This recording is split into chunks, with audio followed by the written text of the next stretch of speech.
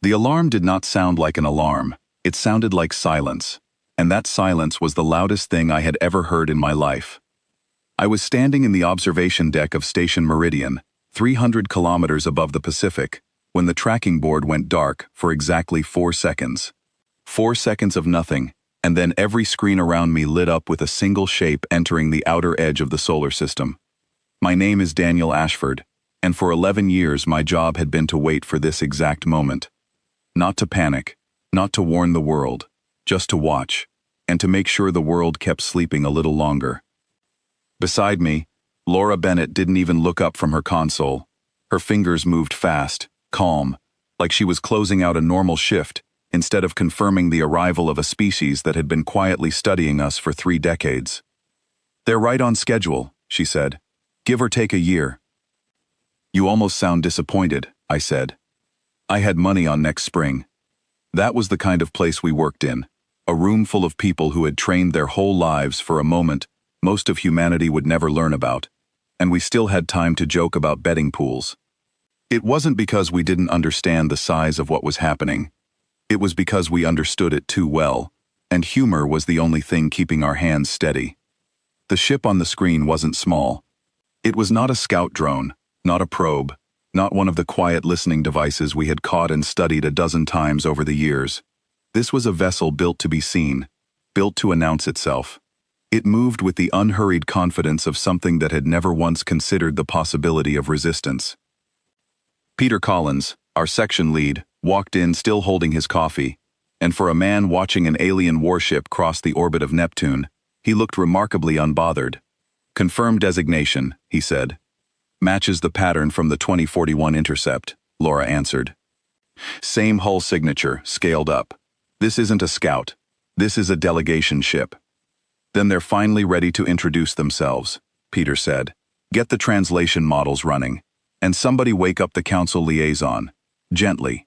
We don't want them screaming into their coffee." I want to explain something before I go further, because if you don't understand this part, nothing that comes after will make sense. For 30 years, the people in this room, and thousands of others like us, scattered across a dozen countries, had known we were being watched. We found the first listening probe drifting past Jupiter back when I was still in school. It was old, patient technology, the kind built to sit quietly and record everything it could reach. Radio chatter, satellite launches, military exercises, every visible fingerprint of what our species could do.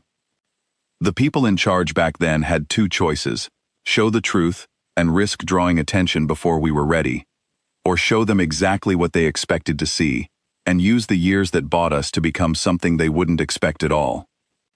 They chose the second option, and every government that came after kept choosing it, generation after generation.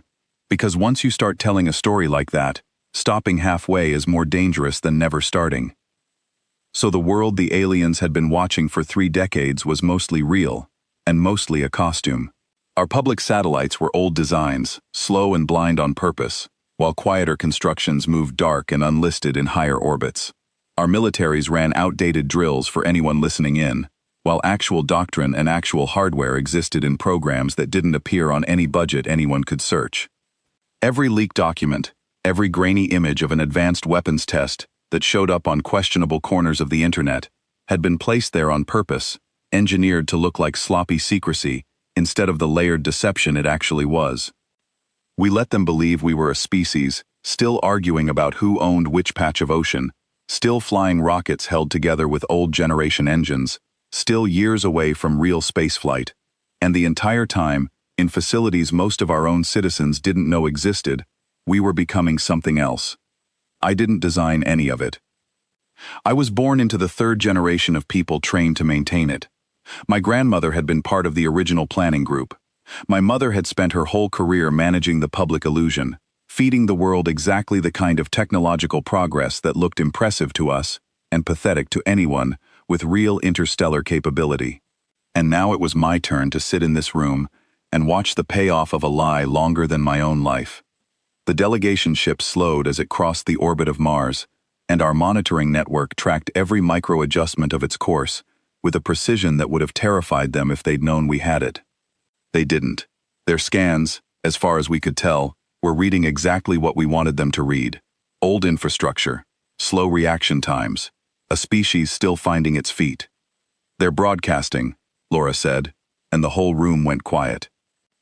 The signal came through garbled at first, then resolved into something close to English, close enough that you could hear the seams where the translation software strained to keep up. A voice, layered and strange, neither male nor female in any way I recognized, filled the comm channel. "Inhabitants of this system, we greet you in peace. We have observed your world for a long span of your years. We come to offer guidance and partnership and protection from dangers your species is not yet equipped to face alone." Peter set his coffee down very carefully, the way you set something down when your hands want to shake and you won't let them. "Here we go," he said quietly. The official response came from the council liaison, a woman named Grace Whitfield, who had spent 15 years preparing for a single conversation she never fully believed she would have to have. Her voice, when it went out over the return channel, sounded exactly like what the aliens expected. Careful, a little frightened, deeply grateful for the offer of help. "We welcome your presence," she said. "Humanity has long hoped we were not alone in the universe. We are honored by your interest in our world, and eager to learn from a civilization as advanced as your own." I watched Laura's jaw tighten as she typed. Every word from our side was scripted, tested, rehearsed, for years, in simulations that modeled exactly this kind of first exchange. We knew how it would sound to them, hopeful, small, exactly the kind of voice a species without real defenses would use when meeting something bigger than itself. The delegation ship answered with something that might have been satisfaction, if machines and translated alien emotion could carry that kind of weight. "Your response pleases us. We propose a formal meeting between your leadership and our envoy to discuss the terms of our partnership and the resources your world can offer in exchange for the security we provide." There it was, the real reason they had come. Not curiosity, not friendship, an offer wrapped around a demand, phrased gently enough that a species desperate for protection would say yes before understanding what it had agreed to. Over the following days, the pattern held exactly the way our oldest simulations predicted it would. Smaller vessels detached from the main ship and settled into low orbit, positioned in ways that looked casual but weren't, covering key regions of the planet the way you'd expect from a species assessing a world it planned to eventually control. Our public defense networks, the old, slow, deliberately weak ones, tracked them without protest. No alarms. No scrambled interceptors. Exactly the picture of a species that had nothing capable of pushing back. I sat in on 3 of the negotiation sessions as part of the technical monitoring team, watching human diplomats play roles they had trained for, since they were young enough that the training didn't feel like training anymore, it just felt like who they were. The alien envoy called itself Threll, or something the translation software rendered close enough to that word to use consistently. It spoke through a projected image, tall and layered in shifting colors, that our scientists still didn't fully understand, and it spoke to our representatives the way an adult speaks to a child who has done something mildly impressive for its age. "You have built remarkable things with such limited understanding," Threll said during the second session, watching footage of our public space program that had been curated for exactly this purpose. "It is admirable, inefficient, but admirable." Grace Whitfield, sitting across the table with her hands folded and her expression carefully arranged into something between hope and nervousness, nodded slowly. "We have always wanted to reach further than our current abilities allow," she said. "Your guidance would mean a great deal to us." "In time," Threll said. "First, we must understand what your world can offer ours. Resources, materials, access to regions currently reserved by your governments for what you call security purposes." That last part was the tell. That was the moment the mask on their side started slipping too, because underneath the offer of guidance was the actual purpose of the visit. They wanted access, not friendship, not partnership in any sense that mattered. They wanted to walk straight into the parts of our planet we had spent decades hiding, and they expected us to open the door without hesitation, because a defenseless species doesn't say no to something that could crush it. Grace didn't blink. "Of course," she said. "We will need time to discuss the details with our full leadership. These are significant decisions for our people." Take the time you require, Threll said, in a tone that made it clear the offer of patience had limits. We are, after all, not in danger of losing anything by waiting. That line stayed with me for the rest of the day. Not in danger of losing anything by waiting. It was the kind of thing you only say when you're certain of your own strength, and completely blind to anyone else's. 3 weeks passed in that same rhythm. Meetings, careful words, small technical demonstrations from the alien delegation, designed to remind us exactly how far ahead of us they believed themselves to be. They showed us glimpses of propulsion technology, decades beyond our public systems. They showed us defensive shielding that could deflect anything our visible weapons could produce. Every demonstration was a message, delivered politely but unmistakably. Resist, and this is what you would be resisting against. What they never showed us, because they never suspected they needed to, was any real concern about what we might be hiding in return. The moment everything changed came on an ordinary Tuesday, the kind of day that starts exactly like every other day, right up until it doesn't. One of the smaller alien vessels, stationed in low orbit near a region our public records listed as a decommissioned research facility, began moving. Not drifting, moving with clear intention, descending toward the surface in a way that had never been part of any agreed schedule. Laura caught it first. Their breaking pattern, descent vector locks onto the Nevada facility. Peter was already moving toward the comm station. That facility isn't decommissioned. They don't know that, I said. As far as their scans are concerned, it's an empty building with outdated equipment inside. Which is exactly why they're going to walk right into it, Peter said. They think they're inspecting scrap. They have no idea what's actually under that site. The room went very still.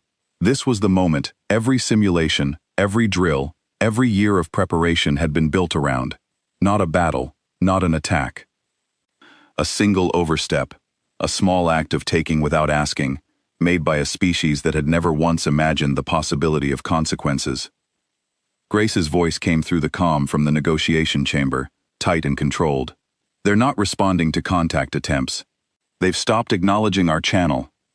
Peter looked at the room, and for the first time in 11 years, I saw the calm mask slip just slightly on his face too.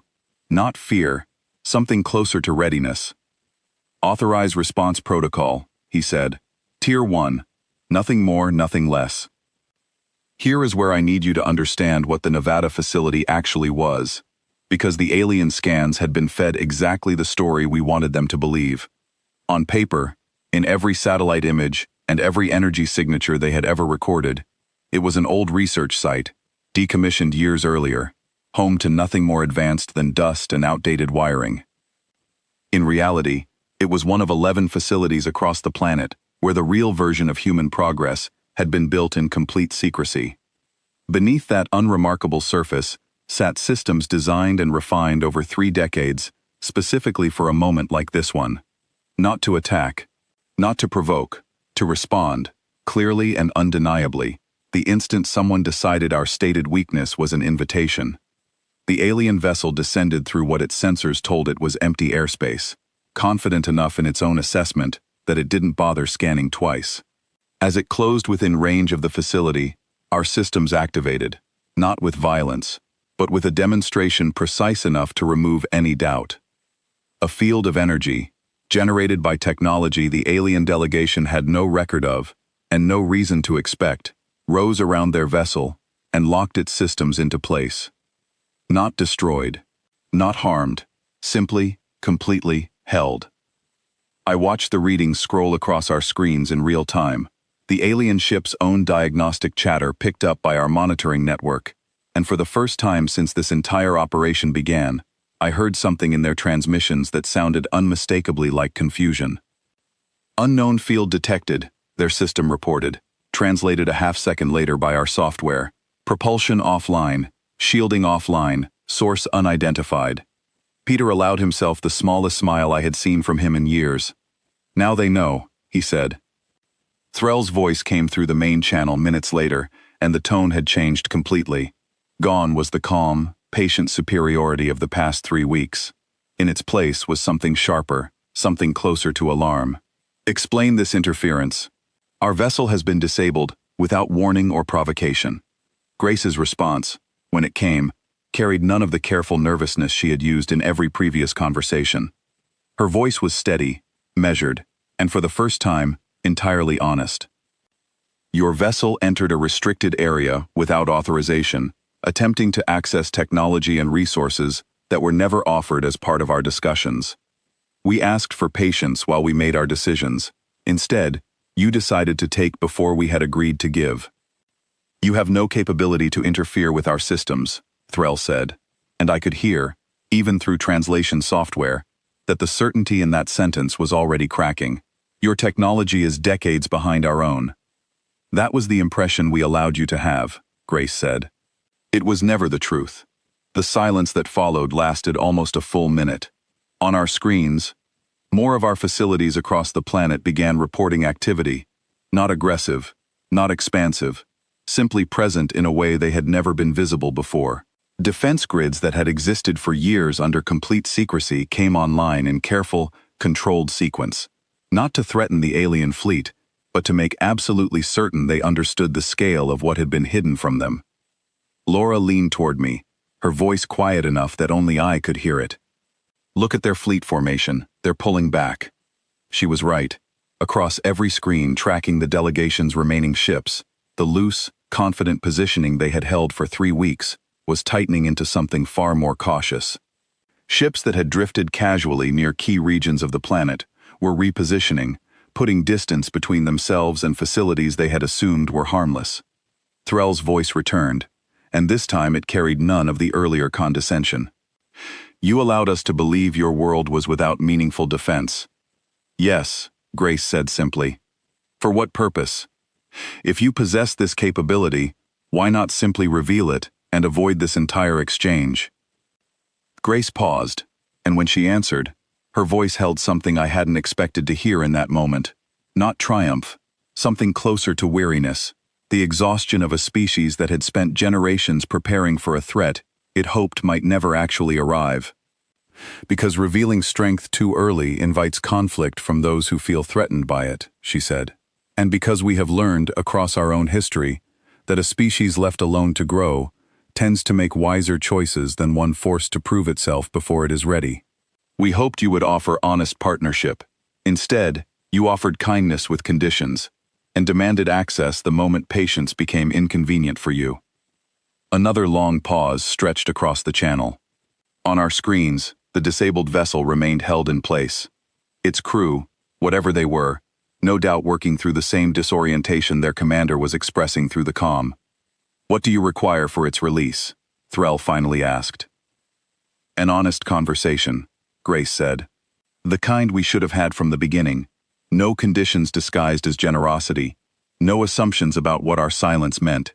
If your people are willing to speak with us as equals, we are still willing to listen. I don't think anyone in that room expected the negotiation to shift as quickly as it did after that moment. Within hours, new terms were on the table. Terms that no longer assumed one side held all the leverage. The alien delegation, forced to reconsider everything they believed about the world beneath them, approached the remaining discussions with a caution that hadn't existed in the first 3 weeks. The disabled vessel was released 2 days later, once new terms of engagement had been agreed upon by both sides, terms built on actual partnership, rather than a one-sided offer wrapped around a demand. It wasn't a perfect resolution. Distrust doesn't disappear because a single misunderstanding gets corrected, but it was a beginning, built on truth instead of performance, and that mattered more than anything that had come before it. I stayed at my console long after the immediate crisis had passed, watching the alien fleet reposition into a formation that finally acknowledged the planet below as something more than an easy resource waiting to be claimed. Laura sat down beside me, quiet for a long moment before she spoke. You ever wonder what would have happened if they hadn't pushed? She asked. If they'd just waited, negotiated properly from the start? Then this stays hidden a while longer, I said. The whole planet keeps pretending. They keep believing it, and maybe one day we tell them the truth on our own terms instead of theirs. Would that have been better? I thought about my grandmother, and the choice she'd helped make decades before I was born. A choice built entirely on the idea that patience and quiet strength could accomplish what loud declarations never could. Maybe, I said, But I don't think it would have changed who we really are. We were never going to stay defenseless. We just needed the rest of the universe to believe we were, for exactly as long as it took to make sure we never actually would be. Outside the window of Station Meridian, the alien fleet held its new, careful distance, and Earth continued turning beneath us, patient as it had always been, strong in ways it had spent generations, making sure no one outside its own people would ever see coming.